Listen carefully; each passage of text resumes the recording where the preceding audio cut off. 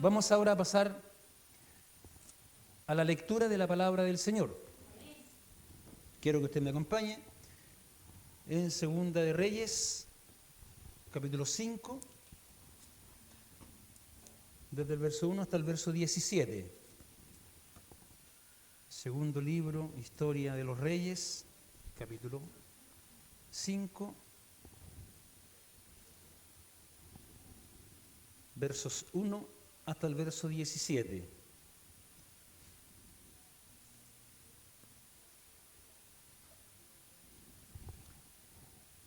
Estos están después de Samuel, ya después de, creo que después de los segundo libro de Reyes, capítulo 5, desde el verso 1 hasta el verso 17.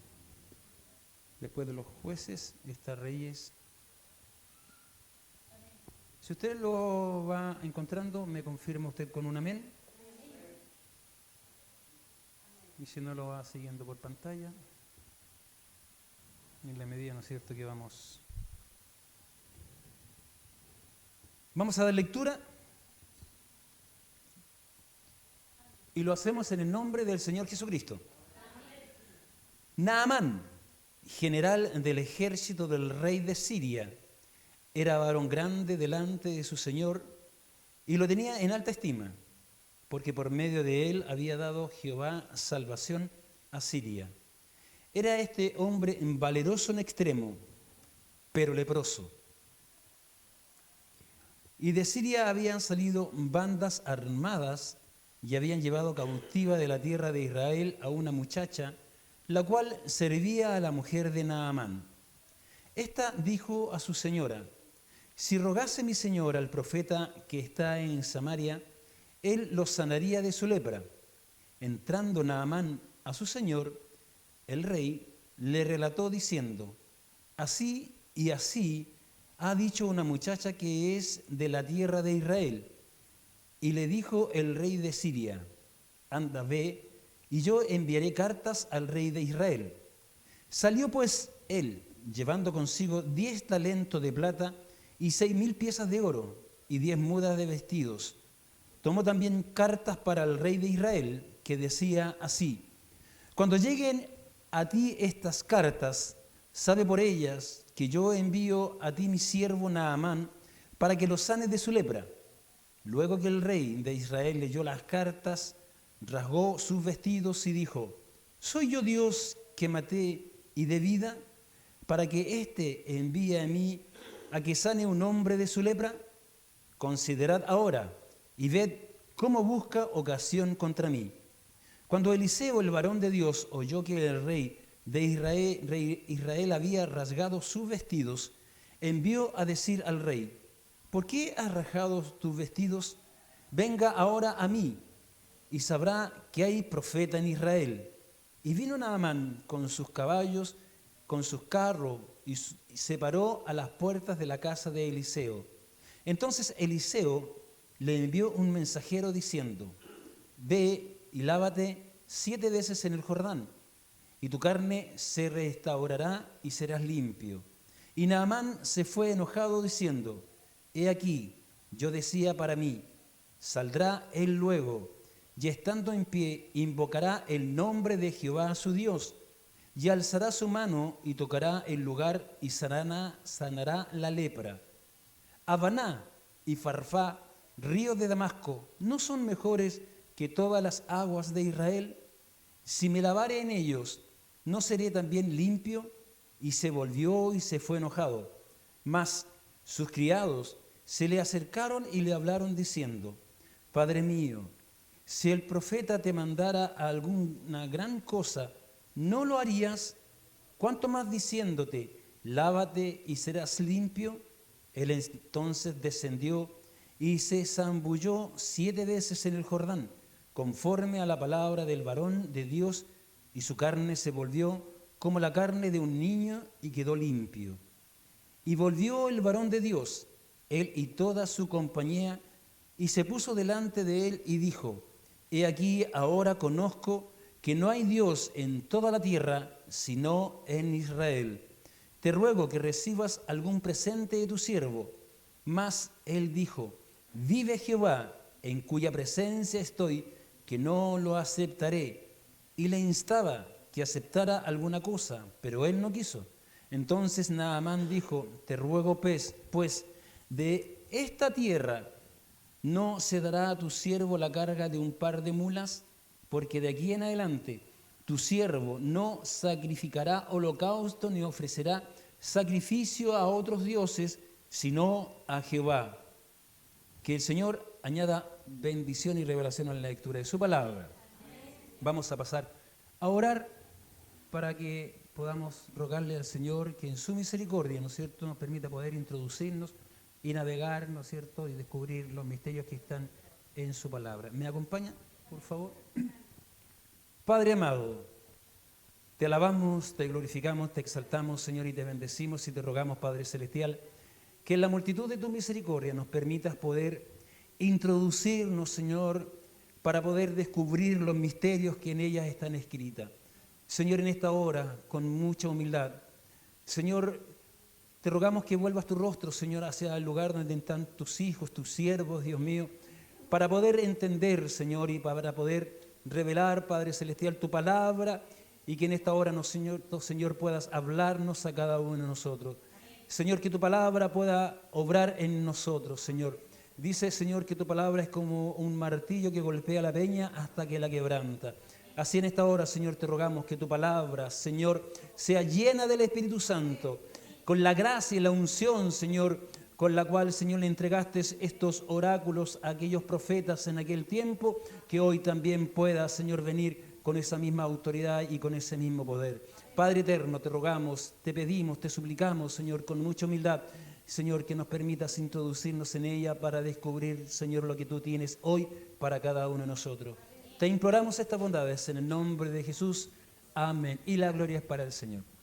Gloria a Dios, gloria a Dios, gloria a Dios para siempre, porque la gloria siempre son para el Señor.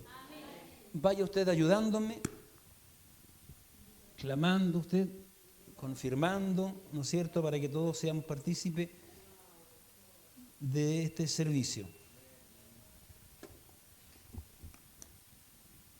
El libro del profeta, el libro de los Reyes, donde nos relata la historia de los reyes de Israel, de una forma, ¿no es cierto?, bastante clara, con un mensaje que en aquellos tiempos los profetas hacían, ¿no es cierto?, como representantes de Dios, porque ellos son representantes de Dios. Ellos son los que interpretan, ¿no es cierto?, el mensaje y también comunican el mensaje a su iglesia, hoy a nosotros y en aquel tiempo, ¿no es cierto?, también a su pueblo de Israel. Se dice, en la tradición, ¿no es cierto?, dice que el autor de este libro se dice que es del profeta Jeremías.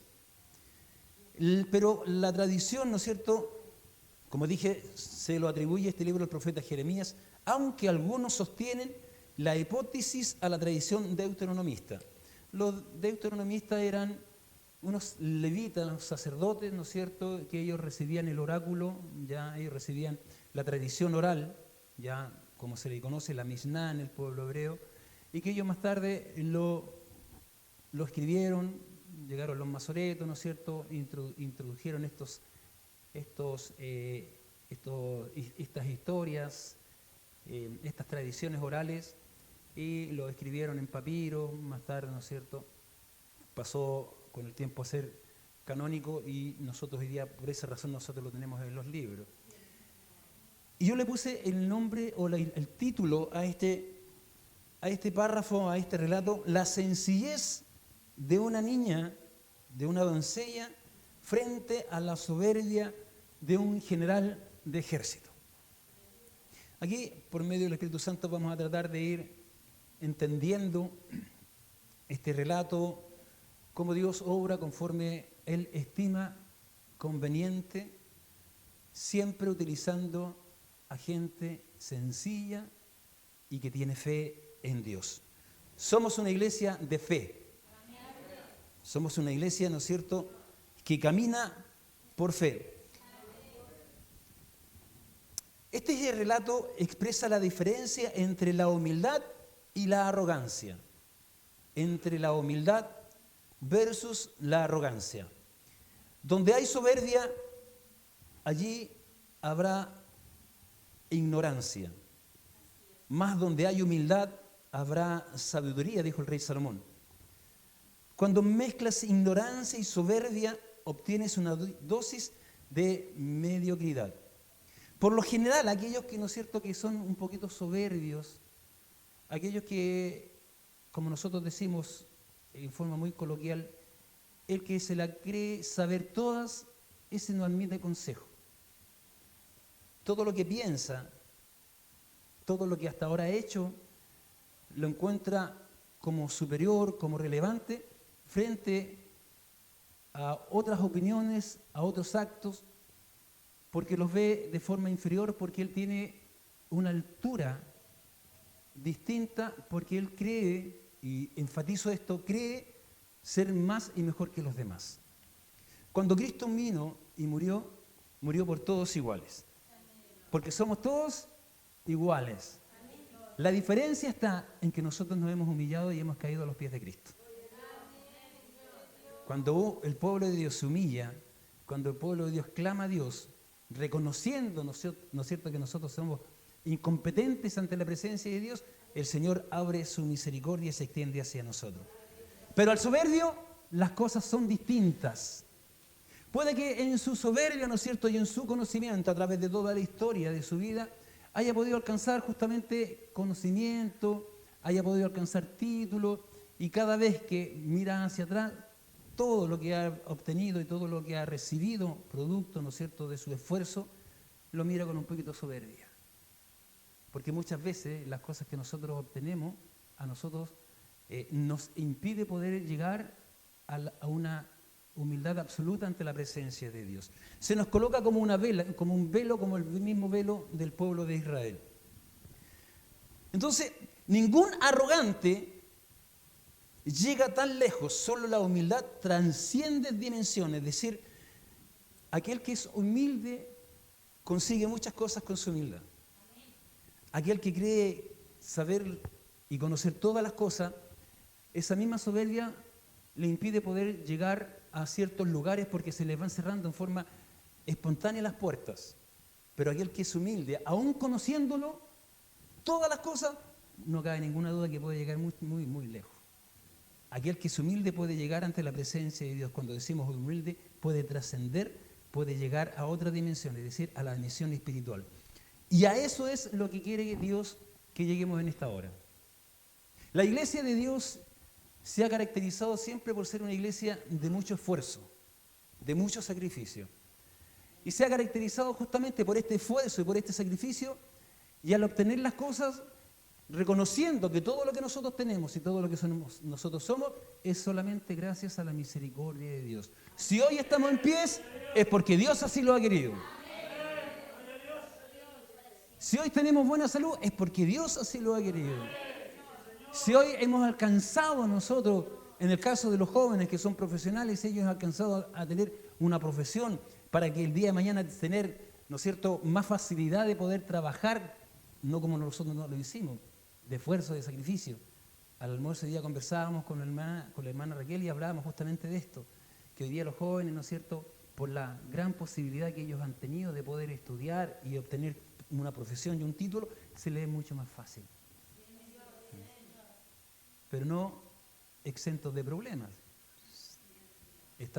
Vivimos bajo las leyes naturales de la vida y por razones obvias, ¿no es cierto?, vamos a tener que enfrentarnos a este tipo de situación. Vamos a los personajes de este relato. Está Eliseo, ¿no es cierto?, quien es el representante de Dios. Los profetas de aquella época, ellos eran los que representaban a Dios. Por eso a veces sus oráculos eran un poquito agresivas en el sentido de entregar la información al pueblo de Dios y al pueblo de Israel, porque el pueblo de Israel siempre se inclinó hacia la idolatría.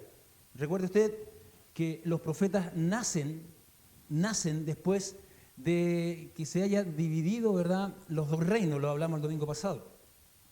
Justamente cuando Dios levanta a Samuel como el primer profeta que unge a los primeros reyes de Israel, después que los reyes, ¿no es cierto?, no cumplieron con la palabra de Dios, Dios tiene que levantar hombres de Dios para poder levantar la voz y de poder entregarle el mensaje de Dios para que aquellos reyes y hoy nosotros podamos enderezar nuestros caminos. Quien más interesado está de que nosotros enderecemos nuestros caminos es Dios.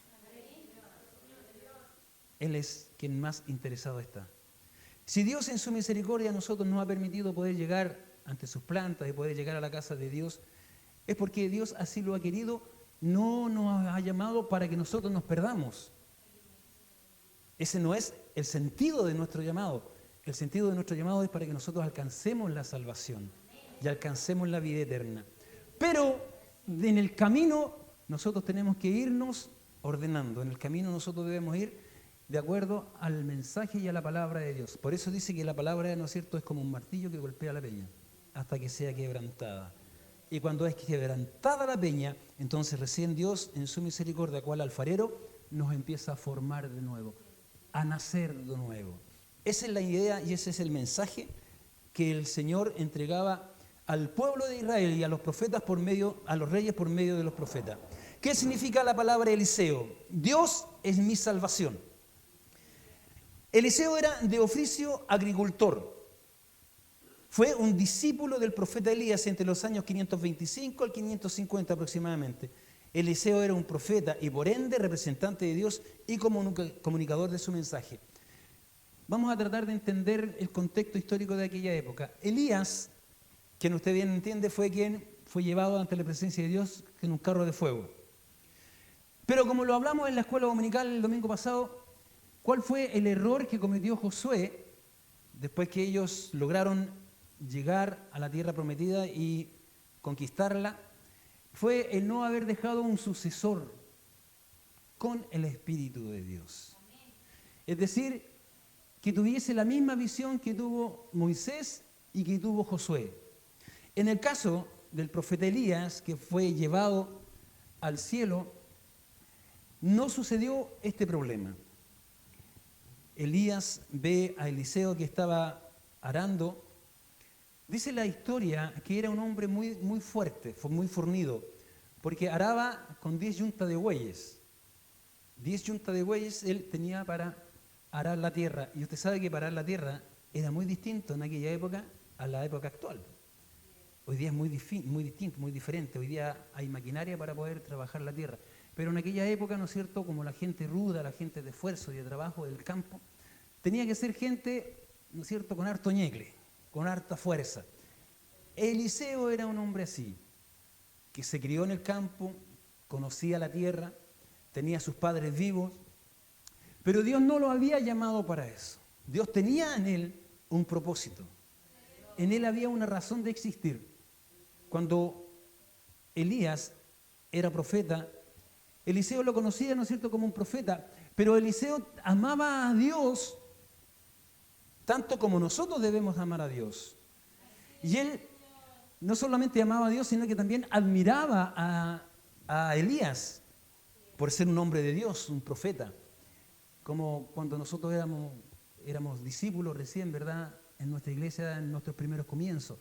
Nosotros admirábamos a quienes Dios utilizaba para predicar la palabra, y no solamente para predicar la palabra, sino que en todas las áreas, ¿no es cierto?, donde un hombre de Dios y una mujer de Dios se ve involucrado, la mano de Dios tiene que estar ahí también. Bendito sea el nombre de Dios. Eliseo admiraba a este profeta. No solamente lo miraba como un profeta, sino que también lo miraba como su pastor, el que entregaba el mensaje de Dios al pueblo de Israel. Cuando ve pasar Eliseo a Elías, Elías le dice, sígueme.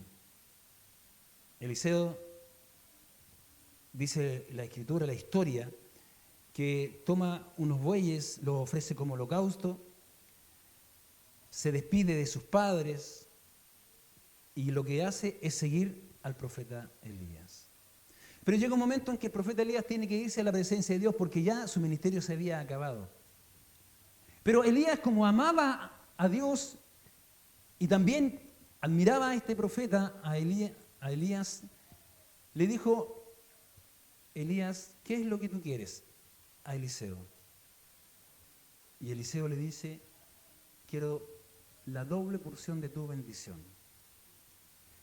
Por ahí algunos dirían, ¿no es cierto?, que es malo desear lo que otro tiene, pero en cuanto a lo espiritual, no es malo, es bueno. Es bueno. Continuar, ¿no es cierto?, esa senda. Si antiguamente se hicieron cosas buenas, en estos tiempos, el Dios que estuvo con ellos también está con nosotros. Bendito sea el nombre del Señor. Si Dios ha transformado muchos corazones y muchas mentes por hombres antiguos de Dios que hoy descansan en los brazos del Señor, también hoy lo puede hacer a través de nosotros, porque Dios también es con nosotros. Bendito sea el nombre del Señor. Elías, cuando se va ante la presencia de Dios con un torbellino de fuego, dice la Escritura, y se va vivo, no conoció la muerte. En cierta forma, entre paréntesis, ¿qué nos está hablando a nosotros de esto? Una esperanza de un arrebatamiento. La esperanza de que, así como Elías se fue ante la presencia de Dios por un llamado de Dios, así también la iglesia se va a ir un día cuando Cristo venga a buscar a su iglesia. Y le cuento que yo me voy con Él. Bendito sea el nombre del Señor. No sé usted, pero yo me voy con Él. Ya en aquella época Dios nos estaba hablando de que Dios puede arrebatar y hacer como Él quiere con su creación, que somos nosotros. Ahí nos está dando una muestra, ¿no es cierto?, de que Dios viene a buscar a una iglesia, pero no a cualquier iglesia, sino que a una iglesia consagrada. Y para llegar a esa consagración, primero hay que nacer de nuevo. Y hay que reconocer nuestra condición ante las plantas del Señor. Bendito sea el nombre del Señor. Está el rey de Siria, que era el rey de Naamán. Era Ben-Edom. Y también está el rey de Israel, que era Joram. Yo le estoy colocando en ese texto histórico, ¿no es cierto?, para que usted, si usted lo quiere buscar, no solamente en la Escritura, sino que también en la historia secular, usted también puede encontrar, y de esa forma nos da cierta certeza de que lo que la Biblia nos está hablando es verdadero, es cierto, porque la arqueología confirma lo que la Biblia dice. Bendito sea el nombre del Señor. Vemos también a la mujer de Naamán, que también ella pasa a ser un eslabón importante en este mensaje, en este propósito que Dios tenía para Naamán. Mire, cuando Dios coloca a un hombre de Dios o una mujer de Dios en su camino, no es solamente para tratar de persuadirlo a usted de que si usted se acerque a Dios. La labor de un hombre de Dios y la labor de una mujer de Dios es presentarle a usted a Cristo. Y esta vez, al presentarle a Cristo, nos está presentando la esperanza de una salvación eterna. Esa es la razón por la cual nosotros estamos acá. Y Dios utiliza cualquier instrumento, tanto, ¿no es cierto?, como aquellos que han conocido a Dios o como aquellos que no han conocido a Dios. Fíjese que en mi niñez, siendo muy joven, yo creo, para no ser tan majadero en esto, cuando yo era casi adolescente, estábamos viendo en la televisión, en una oportunidad, cuando María y José iban en un burrito a Egipto para ser censados. Fíjese que, a Belén para ser censado. Fíjese que estando viendo la televisión yo sentí en mi corazón el deseo de conocer a Cristo. Y no solamente el deseo de conocer a Cristo, sino que el deseo de servirle. Y yo, en mi inocencia, yo ya quería servir a Dios. Y le hago la siguiente declaración a mi mamá y le digo: oh, qué bonito tiene que haber sido haber servido a Dios. Yo me acuerdo como si fuera el día de hoy. Y mi mamá me dice así: hoy día también tú puedes servir a Dios. Y eso me quedó clavado en mi corazón. ¿Qué significa? Que Dios, cuando quiere hablar, habla por medio de quien Él quiere. Alabado sea el nombre del Señor. Recuerda usted que un profeta de la antigüedad que quería maldecir al pueblo de Israel, ¿qué es lo que tuvo que hacer Dios? Por medio de un burro. Dios hace como Él estime conveniente. Y había una doncella. Dios actúa en forma misteriosa, ¿no es cierto? Si tratamos nosotros de entender cómo lo hace, la verdad que no podríamos entender sus pensamientos. Yo quiero que leamos en Romanos qué es lo que nos dice el apóstol Pablo en el verso 11, capítulo 11, verso 13, dice: oh profundidad de las riquezas, de la sabiduría y de la ciencia de Dios, cuán insondables son sus juicios e inescrutables son sus caminos. Porque ¿quién entendió la mente del Señor? ¿O quién fue su consejero? ¿O quién le dio a él primero para que él fuese recompensado? Porque de él y para él son todas las cosas, ya él sea la gloria por los siglos de los siglos. Amén. Él hace como él quiere. Él utiliza los medios que estén a su alcance y si no, Él transforma, ¿no es cierto?, esa situación en favor de nosotros. Alabado sea el nombre del Señor. Y el apóstol Pablo sabía de esto. El apóstol Pablo conocía bien esto. Bendito sea el nombre del Señor. Que el Señor en esta hora nos bendiga. Vamos ahora a hablar de esta doncella, de esta niña. Esta niña que al leer este relato pasa en forma así bien desapercibida. Como que, ¿no es cierto? Como quien ve a un niño pasar. Pero la profundidad de la enseñanza que nos deja a nosotros esta niña, hasta el día de hoy es relevante. Porque gracias a esta doncella, un general soberbio pudo caer a las plantas del Señor. Bendito sea el nombre del Señor. Antes de ser arrebatada de los brazos de su padre, esta niña debe haber sido educada bajo el temor y el respeto de Dios. Sin duda que esto fue un acto de crueldad en aquel momento, cuando ella fue arrebatada. Pero Dios tenía un plan con esta humilde y temerosa niña, pero con una convicción, certeza, seguridad y fe inquebrantable en Dios y su poder. ¿Usted cree que esa niña de la nada llegó a conocer a Dios? Ella era una israelita. ¿Recuerda usted que en esa época Israel pasaba en guerra con Siria? Y esta etapa, este relato, tiene que haber sido en una etapa de bonanza entre estos dos pueblos. Una etapa de tranquilidad, una etapa, ¿no es cierto?, donde seguramente tiene que haber sido en invierno, porque por lo general, cuando hay guerra siempre hay una etapa de bonanza, ¿no es cierto?, justamente cuando hay mucho frío, cuando sobre todo en aquella época, ¿no es cierto?, donde había mucha humedad, donde llovía mucho, ¿verdad? Entonces se aquietaban un poco los ejércitos, se repelían, ¿no es cierto?, y había un momento de tregua, es decir, también podían, ¿verdad?, hacer negocios pueblos cercanos porque había un momento de tregua. Esta situación, este relato de Naamán con el profeta Eliseo fue justamente este. Entonces, cuando esta niña era muy pequeñita, lo más probable que es así, no temo equivocarme, que sus padres le infundieron esta fe a esta niña. Es decir, si los niños hoy, si los jóvenes hoy tienen convicciones en Dios, si tienen certeza en lo que ellos han creído, si hay una convicción absoluta en su fe, eso es porque sus padres han sido instrumentos de bendición para esa niña. Ahora, no solamente eso, sino que ellos en algún momento tienen que haber visto la gloria de Dios pasar por su vida. Recuerda usted que la historia de Israel está llena de prodigios, está llena de amor, de fuerza, del poder de Dios cuando Dios saca al pueblo de Israel y hace, ¿no es cierto?, transitar al pueblo de Israel por el desierto. Por eso dice el apóstol Pablo en Romanos capítulo 8, verso 28, y sabemos que los que aman a Dios. ¿Y por qué sabemos? Porque tenemos experiencia y hemos conocido la misericordia de Dios y la mano de Dios a través del pueblo de Israel. Bendito sea el nombre del Señor. Qué importante es tener convicciones.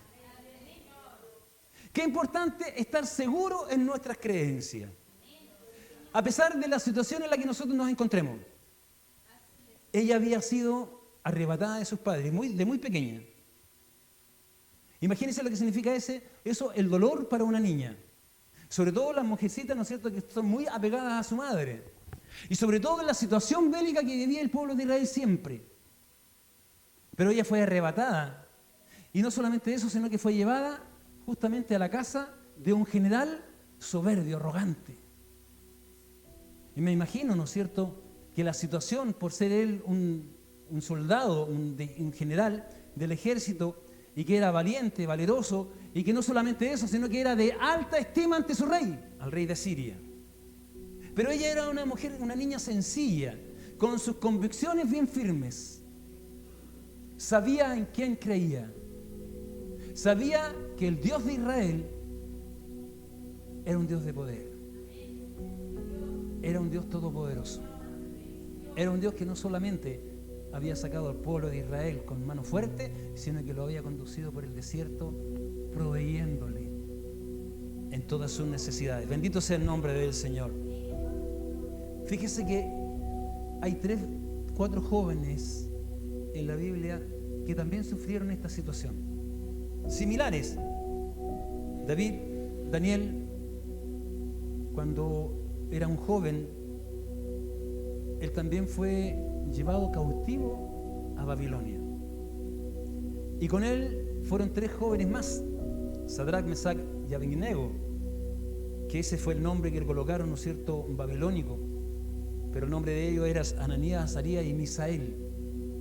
¿Cuál era la intención de cambiarle su nombre y que ellos perdieran toda identidad hebrea? No solamente perdieran toda identidad, desde sus nombres hasta su fe, su religión y su cultura. Cuando ellas llegan a palacio, que es lo primero que le hacen, ¿no es cierto?, es que ellos empiezan a estudiar bajo la cultura y la educación de Babilonia.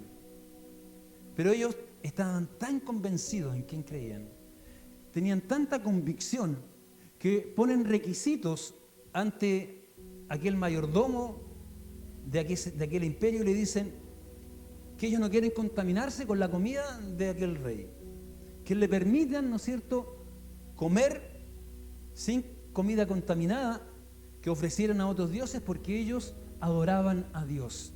Dígame usted que no había una convicción ahí. Ellos estaban lejos de su tierra. Ya el templo de Israel no estaba en pie. Es decir, ellos podían haber usado eso como excusa y haber dicho, en realidad, aquí a mí nadie me está viendo. No está el templo para adorar. No están mis padres para verme. Tampoco está el rey. Y recuerde usted que en aquella época la presencia de Dios se manifestaba en el templo de Israel. Bendito sea el nombre del Señor. Pero eso ellos no lo usaron como excusa, sino que al contrario, a pesar de la situación en la que ellos vivían, ellos nunca se inclinaron a otros dioses, solamente al Dios de sus padres. Bendito sea el nombre del Señor. Esa es la convicción que tiene que tener el cristiano. En toda situación en la que nosotros nos encontremos, a pesar de todo, adoremos al Dios de Israel. Alabado sea el nombre del Señor. Ahora, Naamán, general del ejército, rey de Siria, era un soldado de gran renombre, reconocido por sus hazañas bélicas en Medio Oriente y parte de Europa, valiente, osado, inteligente, diestro con el arca, pero era leproso. Tenía una enfermedad. Y fíjese que, por lo general, los que tienen alguna enfermedad, cuando esa enfermedad es muy expuesta, esa enfermedad por lo general la utilizan en cierta forma como un mecanismo de defensa. Son agresivos. Se lo cuento como algo anecdótico. Yo trabajaba en una oficina cuando era joven y siempre en la avenida donde yo tomaba la locomoción había un cieguito que tomaba la misma locomoción que yo tomaba. Y nunca nadie le ofreció ayuda. A mí eso me causaba curiosidad, porque cuando uno ve a una persona, ¿no es cierto?, no vidente, quiere en forma natural prestarle ayuda. Y yo me acerco y le digo, amigo, ¿le ayudo? Y él en forma muy ruda me dice, yo no soy su amigo. yo entendí por qué nadie le ayudaba. Seguramente, ¿no es cierto?, para espantar a los bandidos, ¿verdad? Porque seguramente en alguna oportunidad a él le prestaron ayuda y esa ayuda le provocó algún daño. Pero por lo general, ¿no es cierto?, la gente que tiene defectos físicos, ese defecto les impide poder ser un poquito humildes. Por lo general, no estoy generalizando. Hay muchas personas que tienen defectos físicos y son bastante humildes. Pero Naamán no fue así la situación de él. Era valiente, reconocido su nombre. Su nombre, ¿no es cierto?, no solamente era de influencia dentro de su reino, sino que fuera de los límites de su reino. Y toda la gente le tenía miedo, temor, porque era inteligente, diestro en el arco, dice la Escritura, y también la historia. Ahora, la lepra era una enfermedad dermatológica, que era una enfermedad de la piel, de color blanca, muy sensible y contagiosa, escamosa, de muy fuerte olor. Termina con el desprendimiento de la piel. Enfermedades asociadas a la lepra, está la úlcera, está la sarna, ¿ya? Que esto provoca, ¿no es cierto?, también cuando se infecta, provoca ciertas úlceras en la misma piel y se empieza a desprender. Y al final mueren. Pero era muy contagiosa. Imagínense lo que significaba para este general no poder llegar ante la presencia del rey. Después de haber librado grandes batallas y haber vencido esas batallas. Recuerde que en aquella época, ¿no es cierto?, todos los generales que venían de grandes batallas y eran vencedores venían en caballos blancos, entrando a la ciudad, y cuando ellos entraban a la ciudad, trompetas sonaban, ¿verdad?, porque venía el general que había ganado una batalla, y era un general. Naamán no lo podía hacer. Imagínese, con su soberbia, con su arrogancia, no poder hacerlo, que su propio cuerpo y esta enfermedad le impedía poder recibir esa gloria. Porque el hombre orgulloso, el hombre vanidoso, le fascina que le reconozcan sus hechos, porque es orgulloso y es vanidoso y quiere ser reconocido por sus hazañas. Bendito sea el nombre del Señor. Si nosotros algo hacemos, la gloria es para el Señor. Si instrumentos somos en sus manos de Dios, es misericordia de Dios. Y si Dios no lo hace con nosotros, va a colocar un solo instrumento y lo va a hacer, porque la obra es de Dios. Alabado sea el nombre del Señor.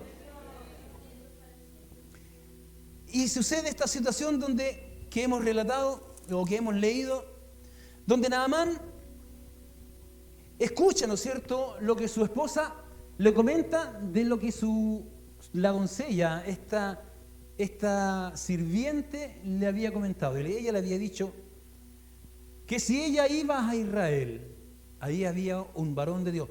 Dios bendiga a los varones de Dios y Dios bendiga a las mujeres de Dios. Porque cuando nosotros nos entregamos en las manos de Dios, la gloria de Dios se manifiesta en nosotros y también nosotros somos reconocidos como hijos de Dios. Por eso la gente que llega a nuestro alrededor reconociendo que nosotros somos instrumentos en las manos de Dios, no llega buscándonos a nosotros, llega buscando a Dios. Esta situación de salud era muy extrema. Naamán sabía que no iba a durar mucho tiempo por esta enfermedad, por esta situación que él estaba viviendo. Es decir, quería, en cierta forma, cuando él iba a guerrear, a enfrentarse al otro ejército, le daba como prácticamente lo mismo morir ahí o morir un par de semanas más, porque sabía que la enfermedad lo iba a llevar primero, ¿no es cierto?, a ser aislado y posteriormente la muerte. Es decir, si moría en batalla, no le importaba. Eso lo hacía ser muy arrogante. Eso lo hacía ser muy, muy valiente a los ojos de los demás. Y también, en todas las áreas donde él estaba involucrado, también era un poquito soberbio. La doncella le explica, ¿no es cierto?, a la esposa de Naamán que en Israel, esta señorita sencilla, humilde, le dice, ¿no es cierto?, por decirlo de alguna manera, a su señora, que en Israel había un varón de Dios. Y que no solamente había un varón de Dios, sino que estaba Dios. Y que Dios podía sanar a su marido. Solamente fue eso. La Biblia nos relata otra cosa más que eso. La Biblia nos relata que ella le haya insistido. La Escritura nos dice que ella se haya esforzado para que la esposa enviara a Naamán donde estaba este hombre de Dios, sino que solamente ella utilizó las palabras porque ella estaba utilizada por Dios, siendo instrumento por Dios. Y cuando Dios se utiliza, hermano mío, no cabe ninguna duda que no hay obstáculos. Alabado sea el nombre del Señor. Por eso es importante que nosotros entendamos, usted y yo entendamos que nosotros somos instrumentos en las manos de Dios. Pero Dios utiliza vasos limpios. Dios no puede utilizar vasos sucios. Es cuando yo quiero tomar un vasito de agua, el primer vaso que voy es aquel que está limpio. Y si yo encuentro un vaso sucio, ¿qué es lo primero que hago? Lo lavo y después lo uso. Así es Dios con nosotros. Si quiere usted ser utilizado en las manos de Dios, que la sangre de Cristo nos lave y nos limpie de todo pecado. Bendito sea el nombre del Señor. ¿Qué es lo que hace la esposa de Naamán? Va donde su esposo y le explica y le dice lo que esta niña le dice. Naamán, por esta desesperación, no por querer buscar a Dios, sino que por la situación que él vivía, por la desesperación, lo llevó justamente a ir a un Dios que él no conocía, que solamente de oído lo había oído. Alabado sea el nombre del Señor. Y que esta doncella había sido instrumento para que Naamán pudiese llegar donde Eliseo.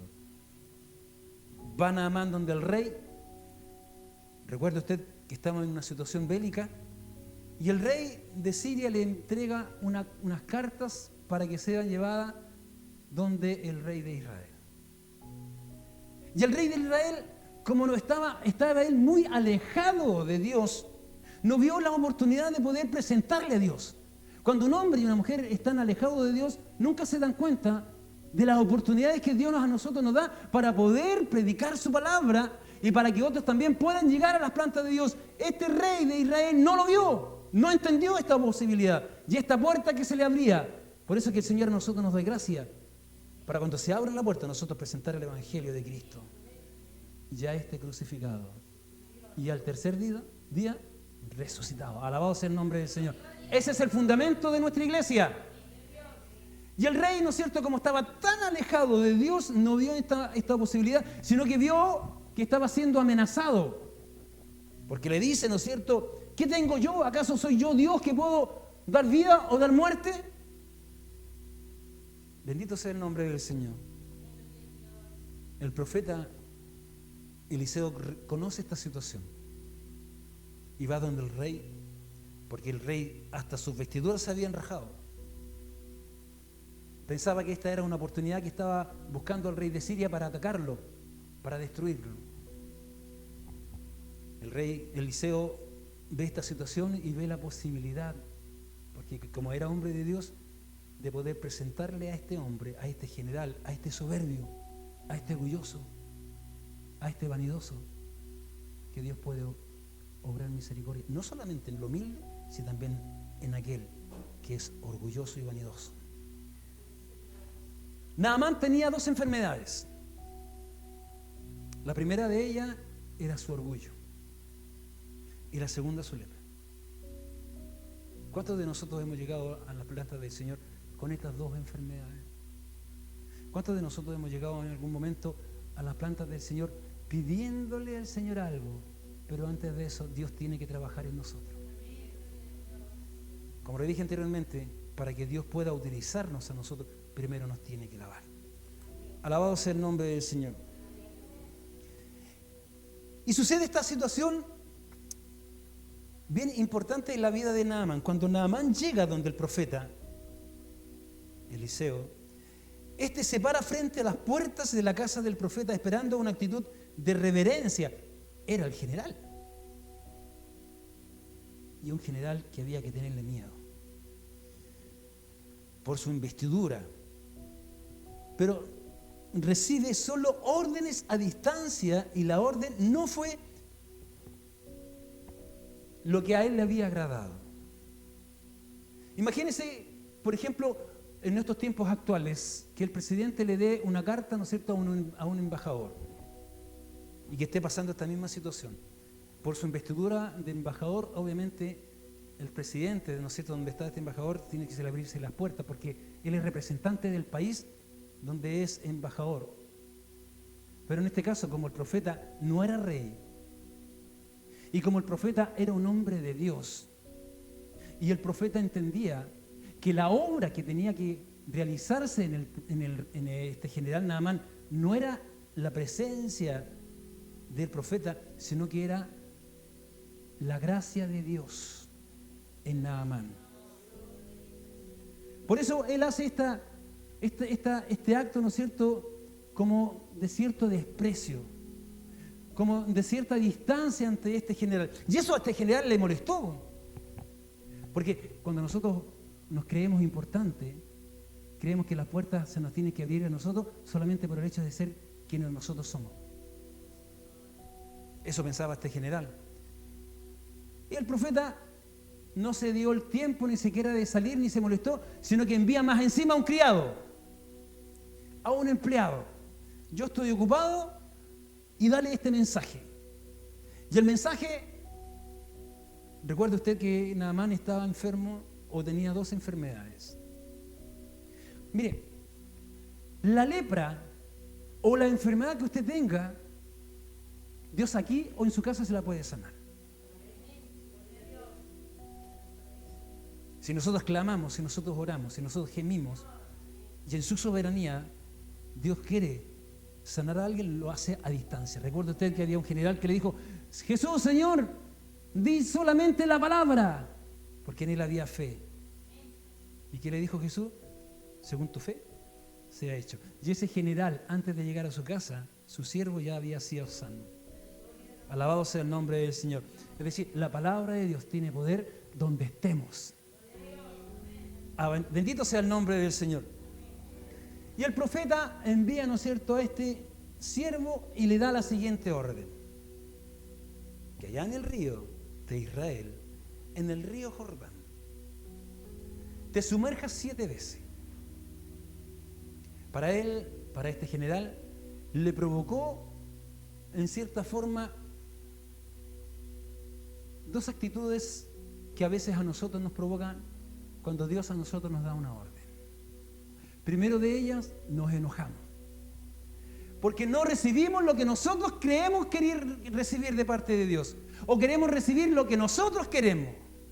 ¿Cuántos de ustedes han llegado a este lugar pidiendo un consejo y el consejo que se le da no es como el que usted quiere? Y el consejo se le da el que Dios quiere darle para nosotros y el que a nosotros nos hace bien. Y le dice, se enoja, y más encima, y lo que nos pasa también a nosotros, vamos murmurando. ¿Acaso allá donde yo vivo no hay ríos mejores que este?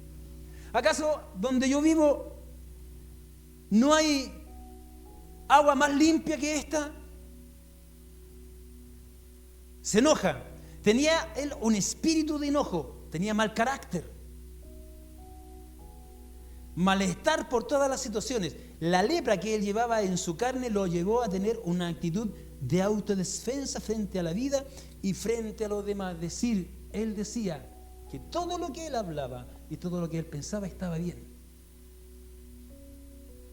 ¿Cuántos soberbios hay aquí en este lugar? ¿Cuántos cuestionan el mensaje de Dios de este lugar? ¿Cuántos han dicho, pucha, siempre se habla lo mismo?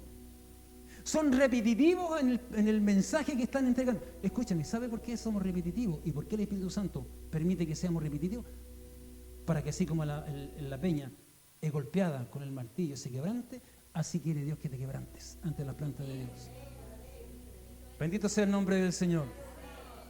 Que el Señor nos bendiga. ¿Cuántos de este lugar, cuando el mensaje está siendo entregado, salen murmurando como Naamán? Ahora, esto a nosotros nos hace preguntarnos algo, cuestionarnos nosotros algo. Lo que tú crees que es bueno para ti, o lo que tú crees que tienes que es bueno para ti, es mejor que lo que Dios a ti te va a entregar o te quiere entregar. ¿Es mejor lo que Dios tiene para su iglesia que lo que yo creo que es mejor para mi iglesia? ¿Es mejor lo que Dios tiene para tu vida que lo que tú crees que tienes para tu vida? ¿Es mejor eso?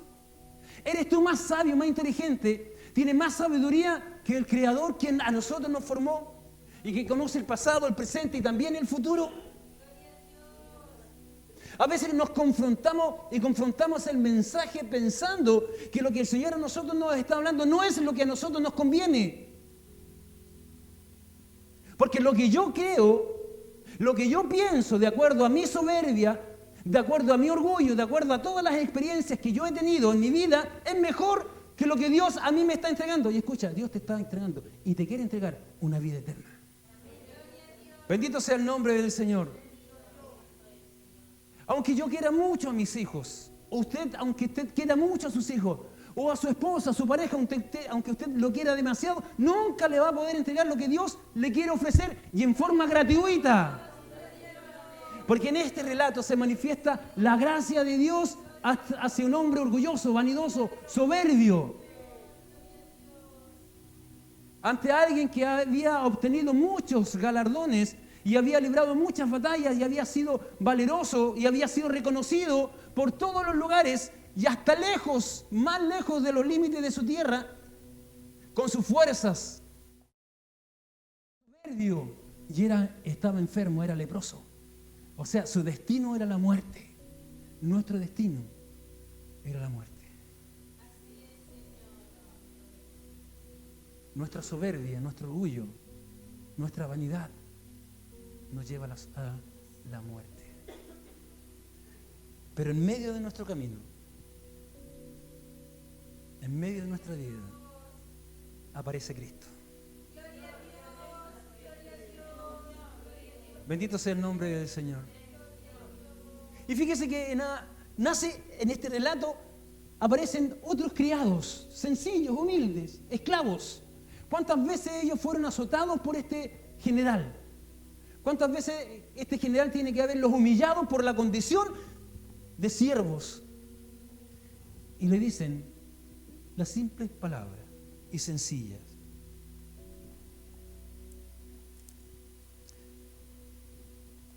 los criados se le acercaron y le hablaron diciendo: Padre mío, si el profeta te mandara alguna gran cosa, ¿no lo harías? ¿Cuánto más diciéndote: levántate y serás limpio? Bendito sea el nombre del Señor.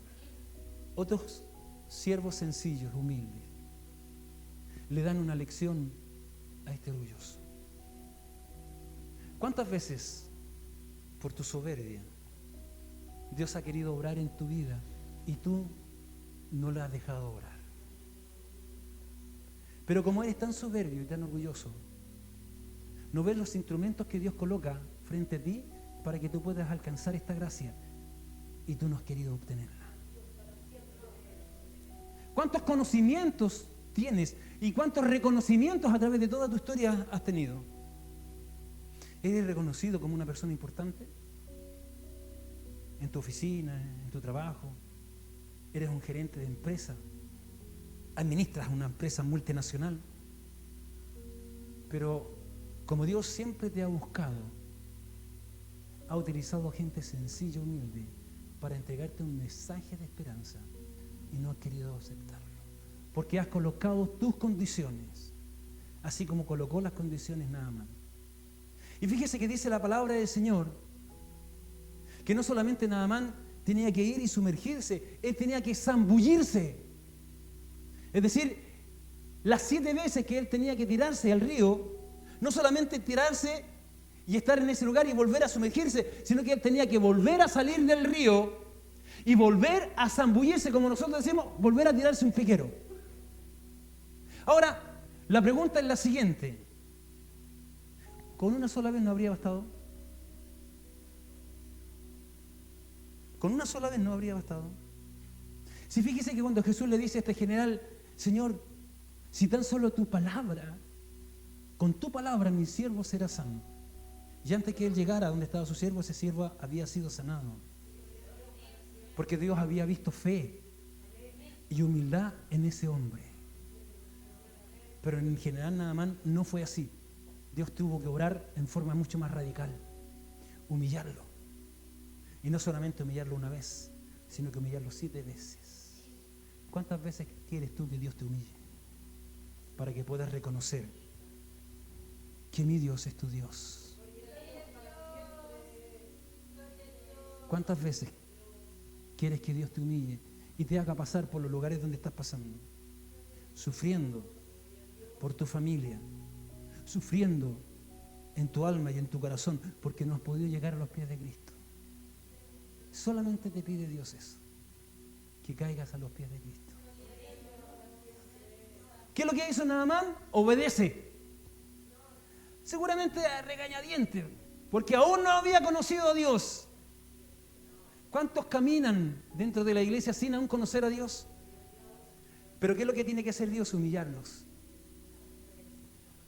Se sumerge y cuando cumple la última oportunidad, dice que su piel es blanquita, escuchen, como un niño. Eso es lo que quiere Dios de la iglesia, que seamos como un niño. Porque Jesús dijo, dejad que los niños vengan a mí. ¿Por qué? Porque de los tales es el reino de los cielos. Alabado sea el nombre del Señor. Y fíjese que cuando Él es sanado, Él hace ahora una confesión de fe, porque reconoce que Él ya había sido humillado, no solamente lo estaban viendo, sino que como Él sabía, todo el mundo sabía la situación que Él vivía, todos alrededor sabían de esta situación y estaban expectantes. ¿Qué es lo que iba a hacer este general ante las órdenes de un profeta que era, en cierta forma, despectivo ante su situación? La soberbia, el orgullo, la vanidad, la arrogancia. Se enfrentaba ahora a un hombre de Dios. Fíjese que no ostentaba de grandes riquezas como las ostentaba el general. Solamente él tenía a Dios. Bendito sea el nombre del Señor. Y él confiaba en que Dios puede humillar al soberbio. Cuando es limpiado, llega ahora este general y se vuelve, ¿no es cierto? Y volviendo donde el varón de Dios, él y toda su compañía, mire si él no andaba solo, era un general, y toda su compañía se puso delante del profeta y del hombre de Dios y dijo así, hizo la declaración de fe que Dios quiere que nosotros declaremos. He ahí, he ahora, conozco que no hay Dios en toda la tierra, sino en Israel. Alabado sea el nombre del Señor. Hace esta confesión. Ahora ya no era el soldado, este soldado arrogante, orgulloso, vanidoso, que producto de eso, ¿no es cierto?, le había impedido poder llegar ante las plantas de Dios, sino que ahora, como Dios lo había humillado, él había reconocido que en Israel estaba el único Dios. ¿Cuántos han reconocido que en este lugar también está el Dios de Israel? Bendito sea el nombre del Señor. Para terminar, Jesús,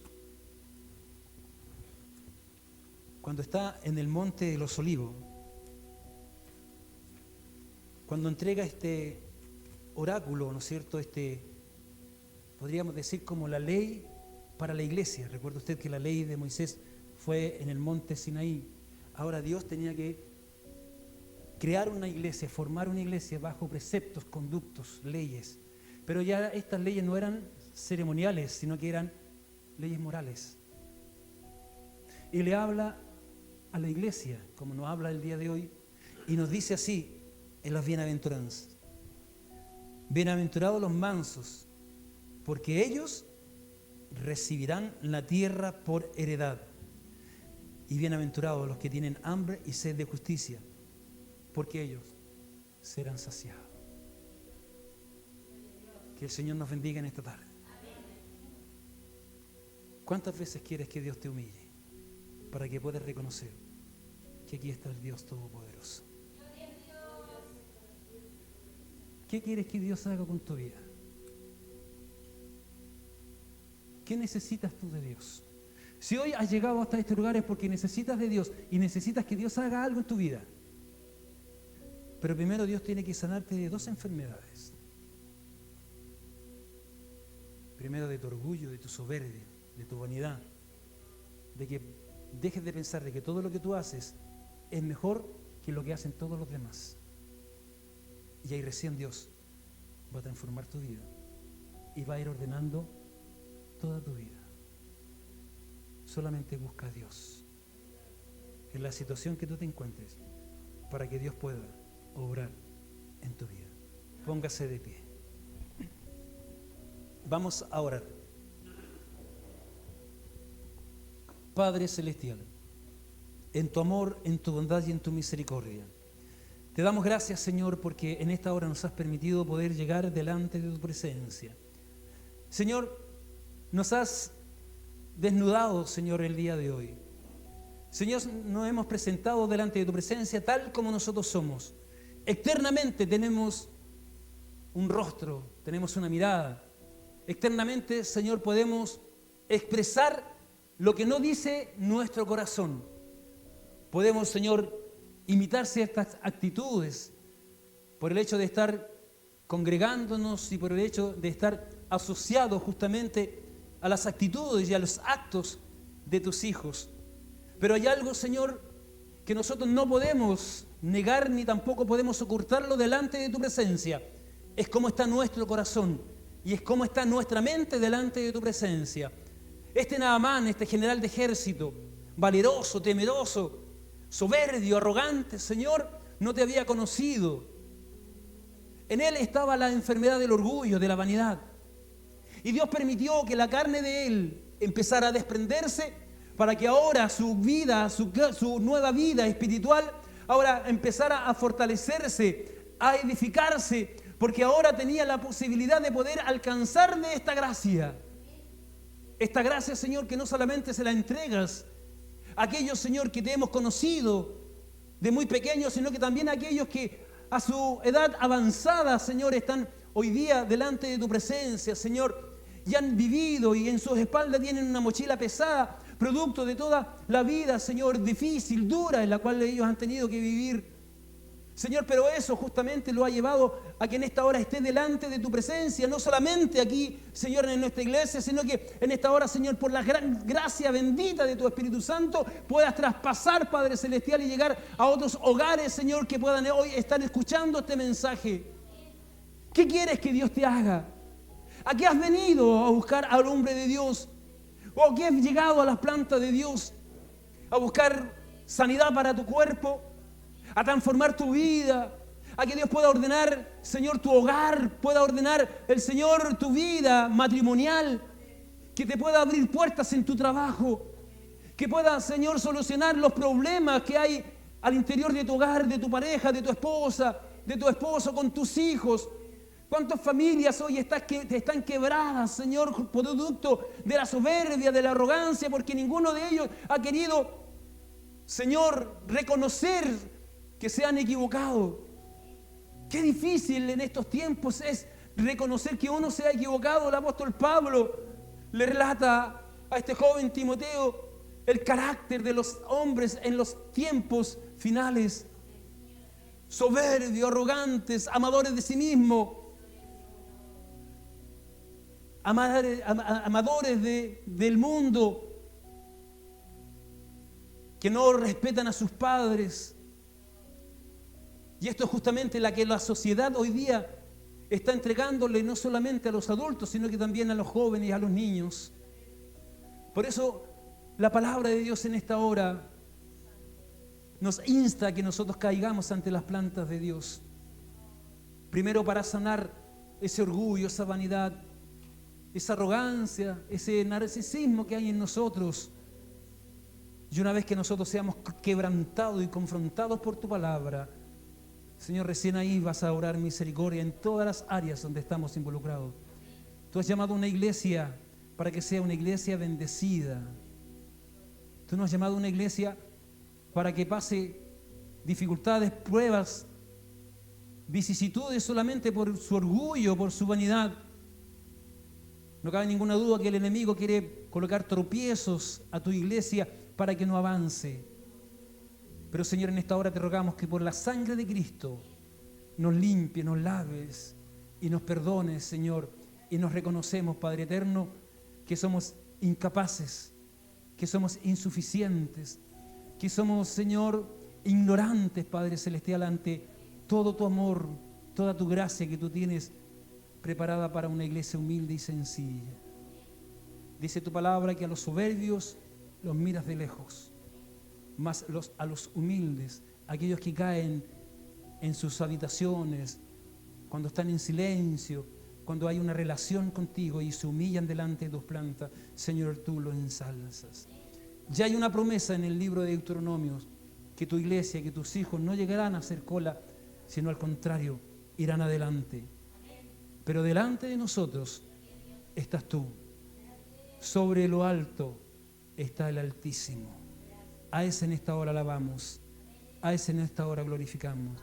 Ya es en esta hora te rogamos que por la sangre de Cristo nos perdones, nos laves y nos hagas nueva criatura para ahora, Señor, ser instrumento en tus manos, para que donde nosotros estemos, donde nosotros vayamos, podamos llevar las banderas de este Evangelio y presentar a Cristo, aquel que se humilló, renunció a su gloria en los cielos, aquella gloria que tenía desde antes que el mundo fuese creado, renunció y se humilló hasta el polvo, para que a través de aquella humillación llegara al altar del sacrificio, para que también un día nosotros podamos llegar al altar de su gloria. Padre eterno, te rogamos que bendigas nuestras vidas a través de tu palabra. Te lo imploramos y te lo rogamos en el nombre del Señor Jesucristo. Amén. Y la gloria es para el Señor. Gloria a Dios.